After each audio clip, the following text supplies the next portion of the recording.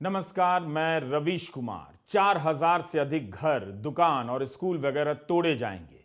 क्या आपको पता है कि अतिक्रमण हटाने की इतनी बड़ी कार्रवाई हो रही है? दिल्ली से 280 किलोमीटर दूर हल्द्वानी में हजारों घर तोड़े जाने हैं। यहां के लोग उत्तराखंड के हाई कोर्ट में मुकदमा हार गए हैं। रेलवे अपनी जमीन को खाली कराने का मुकदमा जीत गई है। इसके बाद इस जगह को खाली कराने का नोटिस भी दिया गया है। यह नोटिस अखबारों में भी छपा है कि रेलवे विभाग की जमीन पर जो भी अतिक्रमण किया गया है उसे 1 सप्ताह के भीतर खाली कर दें, वरना हाईकोर्ट के आदेश के अनुसार ध्वस्त कर दिया जाएगा। इस इलाके में अल्पसंख्यक समुदाय के लोग रहते हैं, मगर केवल वही नहीं रहते, बहुसंख्यक समुदाय के लोग भी रहते हैं। उनकी संख्या तुलनात्मक रूप से काफी कम है। अतिक्रमण के नाम पर वर्षों से रहते आए इन लोगों के घर अब टूट जाएंगे। यह बस्ती अवैध घोषित की जा चुकी है। वर्षों से रेलवे की जमीन के किनारे लोग बसते रहे हैं। इन्हें केवल अतिक्रमण के नजरिए से देखा जा रहा है, एक कानूनी समस्या के रूप में, जिसका समाधान केवल अदालती आदेश ही लगता है। इसलिए अब इनके घरों को तोड़ा जाना रुक नहीं सकता और लोगों को गलत नहीं लगेगा। लेकिन जिनके घर तोड़े जाएंगे, जो बेघर हो जाएंगे, उनका क्या होगा? जब हमने स्थानीय अखबारों में छपी खबरों को पढ़ना शुरू किया तो इसका कोई जिक्र नहीं। इतने हजार लोग हटाए जा रहे हैं, उनके घर तोड़े जाएंगे, लेकिन उन्हें कहां बसाया जाएगा इसका कोई जिक्र नहीं। यहां के लोग चाहते हैं कि उनकी आवाज सुनी जाए, इसलिए कभी कैंडल मार्च कर रहे हैं तो कभी धरना प्रदर्शन। हल्द्वानी के इस इलाके में हाहाकार मचा हुआ है।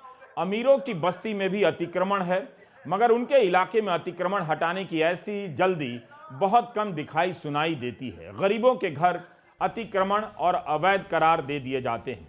ऐसी बस्तियों को देखने का नजरिया हमारा इसी तरह बना दिया गया है। किसकी बस्ती टूटेगी इसे राजनीति भी तय करती है, और किसकी नहीं टूटेगी यह भी राजनीति तय करती है। कोर्ट के आदेशों से भी तय होता है। दिल्ली में जब लोगों ने कानून तोड़कर अपने घरों के ऊपर एक मंजिल और जोड़ ली तो डबल स्टोरी को मान्यता देने का लंबा आंदोलन चला और मान्यता दी गई। मगर राजनीतिक रूप से कमजोर और आर्थिक रूप से दुर्बल लोगों की बस्तियां कानून की चपेट में आसानी से आ जाती हैं। मध्य प्रदेश के खरगोन में हिंसा की एक घटना के बाद तुरंत अवैध बताकर बुलडोजर चला दिया गया। इस होड़ में उनका भी मकान गिरा दिया गया जिन्होंने प्रधानमंत्री आवास योजना के तहत घर बनाया था। दिल्ली के जहांगीरपुरी में भी अतिक्रमण हटाने की कवायद चल रही थी, मगर प्रशांत भूषण और दुष्यंत दवे जैसे वकील सुप्रीम कोर्ट चले गए। अतिक्रमण पर रोक लगी, गरीब लोगों के घर बच गए। क्या हल्द्वानी के हजारों लोगों का घर बच सकता है? याद कीजिए उस समय क्या हुआ। चीफ जस्टिस का आदेश था कि अतिक्रमण पर रोक लगे, मगर आदेश का पालन तुरंत नहीं हुआ। कारण बताया गया कि आदेश की कॉपी नहीं मिली है। दिल्ली में सुप्रीम कोर्ट है, दिल्ली में जहांगीरपुरी। जब वकील दुष्यंत दवे ने चीफ जस्टिस को जानकारी दी कि इससे गलत संदेश जा सकता है, तब चीफ जस्टिस ने सुप्रीम कोर्ट की रजिस्ट्री के अधिकारियों को आदेश दिया कि तुरंत अफसरों को आदेश के बारे में बताया जाए और अतिक्रमण हटाने की कार्रवाई रोकी जाती है। 2010 में सुदामा सिंह केस में दिल्ली हाईकोर्ट ने फैसला दिया कि किसी बस्ती को उजाड़ने के क्या नियम होंगे और उन्हें फिर से बसाना भी होगा। तब फिर यही हल्द्वानी में क्यों नहीं हो सकता है? इसके बिना वहां घर कैसे तोड़े जा सकते हैं? हल्द्वानी के हजारों घर तोड़े जाएंगे। इस सर्दी में जरूर इन्हें नोटिस दिया गया है, मगर 1 सप्ताह का नोटिस क्या काफी है? 2019 में दिल्ली हाईकोर्ट ने अजय माकन बनाम भारतीय संघ के केस में विस्तृत फैसला दिया है, जिसमें कहा है कि हटाने से पहले प्रभावितों को अपना पक्ष रखने का अवसर दिया जाएगा।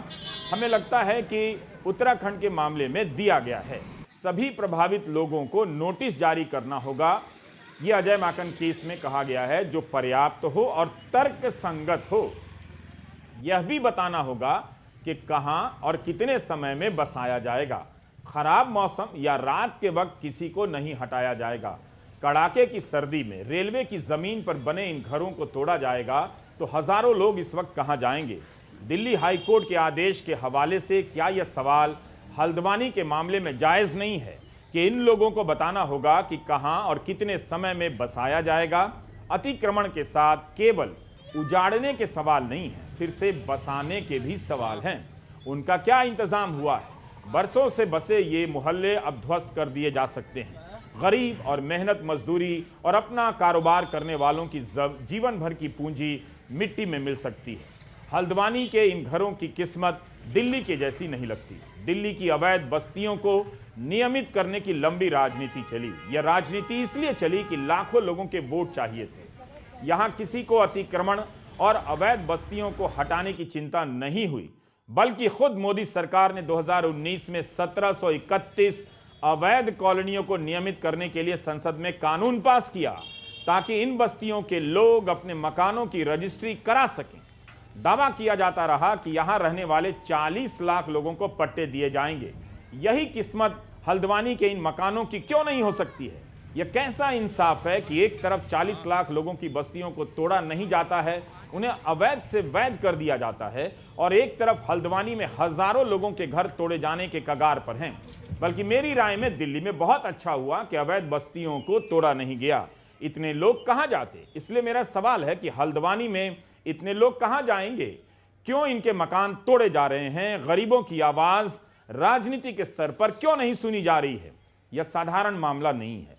4000 मकान तोड़े जाएंगे। इसी तरह गुरुग्राम में याद कीजिए, खोरी गांव में क्या हुआ? 5000 घर तोड़े जाने थे। जंगल की जमीन पर लोगों ने घर बना लिए। ये मकान भी सुप्रीम कोर्ट के आदेश से ही तोड़े जाने थे, मगर कोर्ट ने पूरा ध्यान रखा कि इन लोगों को कहीं और भी बसाया जाए। स्थायी मकान बन जाने से पहले अस्थायी तौर पर रखा जाए, किराया दिया जाए। ऐसी जगह हो जहां पर घर मिले तो पानी हो, शौचालय हो और बिजली की व्यवस्था हो।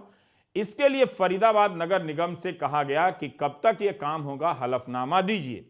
जिन लोगों को घर मिला वे फिर सुप्रीम कोर्ट जा सके कि घर रहने लायक नहीं है।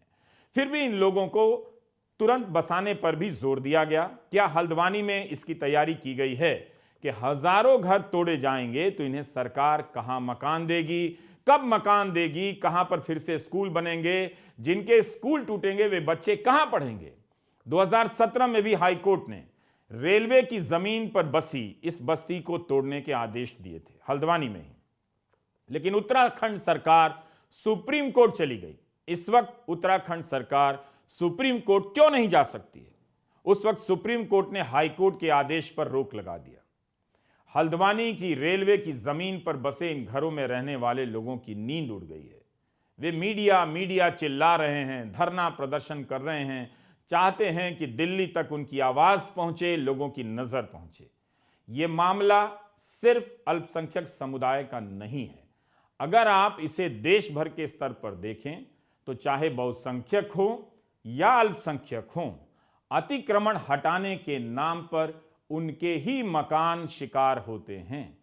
अमीर लोगों के मकानों में इस तरह की एक मुश्त कार्रवाई आपको बहुत कम नजर आएगी।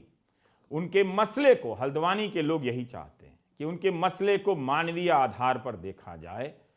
पहले के अतिक्रमण पर जो रोक लगाई गई है और फिर से बसाने की जो व्यवस्थाएं हैं, जो आदेश हैं, उसके आधार पर भी देखा जाए।